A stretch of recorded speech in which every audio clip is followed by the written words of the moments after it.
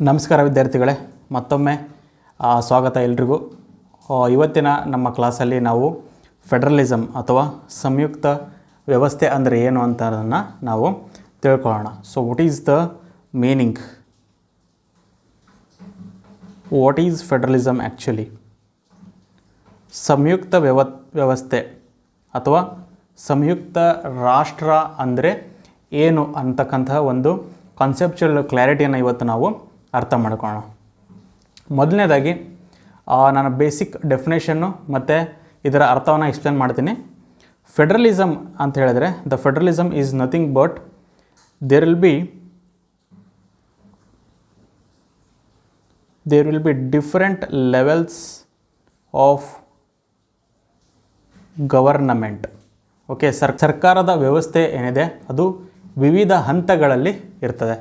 Okay, so ಇಲ್ಲಿ ಒಂದು ಹಂತದ ಸರ್ಕಾರ, ಇದರ ಮೇಲೆ ಇನ್ನೊಂದು ಹಂತದ ಸರ್ಕಾರ, ಅದರ ಮೇಲೆ ಇನ್ನೊಂದು ಹಂತದ ಸರ್ಕಾರ. ಸೊ ಈ ರೀತಿ ಸರ್ಕಾರ ಏನಾಗುತ್ತೆ, ಹಂತಗಳಲ್ಲಿ ಸರ್ಕಾರ ಇರೋದನ್ನು ನಾವೇನು ಹೇಳ್ತೀವಿ, ಒಂದು ಫೆಡರಲಿಸಮ್ ಅಥವಾ ಫೆಡರಲ್ ಸ್ಟ್ರಕ್ಚರ್ ಅಂತ ಹೇಳ್ತೀವಿ. ಸರ್ಕಾರದ ರಚನೆ ಯಾವ ಥರ ಇರುತ್ತೆ ಅಂದರೆ ಸಂಯುಕ್ತ ರೀತಿಯಲ್ಲಿ ಇರ್ತತಿ ಅಂಥೇಳಿ. ಸೊ ಆದರೆ ಇದಕ್ಕೆ ಒಂದು ಇಂಪಾರ್ಟೆಂಟ್ ಪಾಯಿಂಟ್ ಅಥವಾ ಒಂದು ಮೂಲಭೂತವಾಗಿ ಲಕ್ಷಣ ಏನಪ್ಪ ಅಂತ ಹೇಳಿದರೆ the powers to each level of government. Okay, ಪ್ರತಿ ಹಂತದ ಸರ್ಕಾರ ಏನಿರುತ್ತಲ್ಲ ಅದಕ್ಕೆ ಅಧಿಕಾರ ಏನಿದೆ that should be provided by the constitution. ಇದು ಭಾಳನೇ ಇಂಪಾರ್ಟೆಂಟು.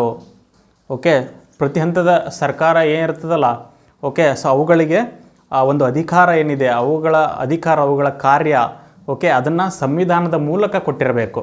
ಓಕೆ, ಸೊ ಆವಾಗ ಮಾತ್ರ ಅದು ಒಂದು ಫೆಡರಲಿಸಮ್ ಅಥವಾ ಸಂಯುಕ್ತ ವ್ಯವಸ್ಥೆ ಅಂಥೇಳಿ ಕರೆಸ್ಕೊಳ್ಳುತ್ತೆ. ಇಲ್ಲ ಅಂದರೆ ಇಲ್ಲ. ಉದಾಹರಣೆಗೆ ಹೇಳ್ತೀನಿ ನೋಡಿ. ಈಗ ನಮ್ಮ ಭಾರತ ಇದೆ, ಓಕೆ, ನಮ್ಮ ಇಂಡಿಯಾ. ಓಕೆ, ಸೊ ಇಂಡಿಯಾದಲ್ಲಿ ಯಾವ ಥರ ಫೆಡರಲ್ ವ್ಯವಸ್ಥೆ ಇದೆ ಅಂತ ಹೇಳಿದ್ರೆ central government, okay, at the top. Okay, ಅದಾದಮೇಲೆ ರಾಜ್ಯಗಳ ಸರ್ಕಾರ ಇದೆ, ರಾಜ್ಯ ಸರ್ಕಾರ, ಸ್ಟೇಟ್ ಗೌರ್ಮೆಂಟ್, ಬೇರೆ ಬೇರೆ ರಾಜ್ಯಗಳಲ್ಲಿ ರಾಜ್ಯ ಸರ್ಕಾರ ಇದ್ದಾವೆ. ಓಕೆ, ಸೊ ಇದ್ರ ಕೆಳಗಡೆ ಲೋಕಲ್ ಗೌರ್ಮೆಂಟ್ಸ್, ಪಂಚಾಯತ್ಸ್, ಮುನ್ಸಿಪಾಲಿಟೀಸ್ ಇವೆಲ್ಲ ಇದ್ದಾವೆ. ಓಕೆ, ಸೊ ಈ ಹಂತದ ಸರ್ಕಾರಗಳು ಏನಿದ್ದಾವೆ ಇವುಗಳಿಗೆ ನಮ್ಮ ಸಂವಿಧಾನವೇ ಮೂಲವಾಗಿ ಅಧಿಕಾರವನ್ನು ಕೊಡೋದು. The source of power to each level of government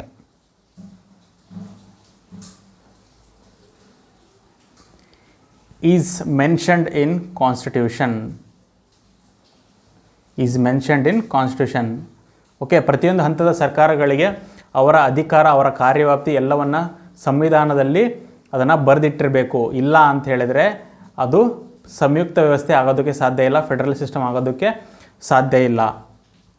so ಇದು ಮೇನ್ ಫೀಚರು. ಸಂವಿಧಾನದ ಮೂಲಕ ಆ ಹಂತದ ಸರ್ಕಾರಗಳು ಏನಾದರೂ ಹುಟ್ಟಿಕೊಂಡಿದ್ದರೆ, ಓಕೆ, ಆ ಪ್ರತಿಯೊಂದು ಹಂತದ ಸರ್ಕಾರಕ್ಕೆ ಸಂವಿಧಾನದ ಮೂಲಕ ಅಧಿಕಾರ ಕೊಟ್ಟಿದ್ದರೆ ಆವಾಗ ಮಾತ್ರ ಅದು ಫೆಡರಲಿಸಮ್ ಅಥವಾ ಫೆಡರಲ್ ಸಿಸ್ಟಮ್ ಆಗುತ್ತೆ.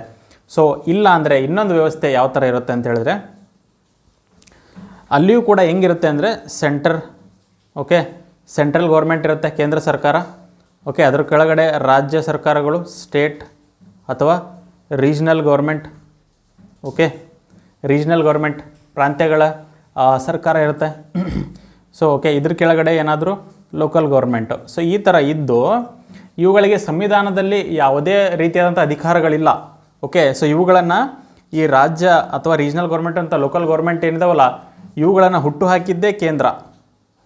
ಓಕೆ, ಒಂದು ವೇಳೆ ಕೇಂದ್ರ ಸರ್ಕಾರ ಅಥವಾ ಪಾರ್ಲಿಮೆಂಟ್ ಅಥವಾ ಸಂಸತ್ತು ಒಂದು ಕಾನೂನನ್ನು ಮಾಡಿ ಈ ಸ್ಟೇಟ್ ಗೌರ್ಮೆಂಟ್ಸು ಮತ್ತು ಲೋಕಲ್ ಗೌರ್ಮೆಂಟ್ಸ್ಗಳನ್ನು ಹುಟ್ಟಿ ಹಾಕಿದ್ದರೆ, ಓಕೆ, ಅವುಗಳಿಗೆ ಅಧಿಕಾರ ಕೇಂದ್ರ ಏನಾದರೂ ಕೊಟ್ಟಿದ್ದರೆ ಅದು ಫೆಡರಲಿಸಮ್, ಸಂಯುಕ್ತ ರಾಷ್ಟ್ರ ಅಂಥೇಳಿ ಕರೆಸ್ಕೊಳ್ಳೋದಿಲ್ಲ.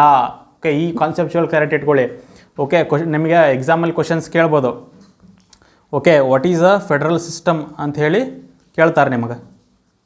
ಓಕೆ, ಅಥವಾ which of the following defines federal system, ಈ ಕೆಳಗಿನ ಯಾವುದು ಸಂಯುಕ್ತ ವ್ಯವಸ್ಥೆಯನ್ನು ವಿಶ್ಲೇಷಣೆ ಮಾಡ್ತತಿ ಅಂತೇಳಿ ಕೇಳ್ತಾರೆ ಕ್ವಶನ್.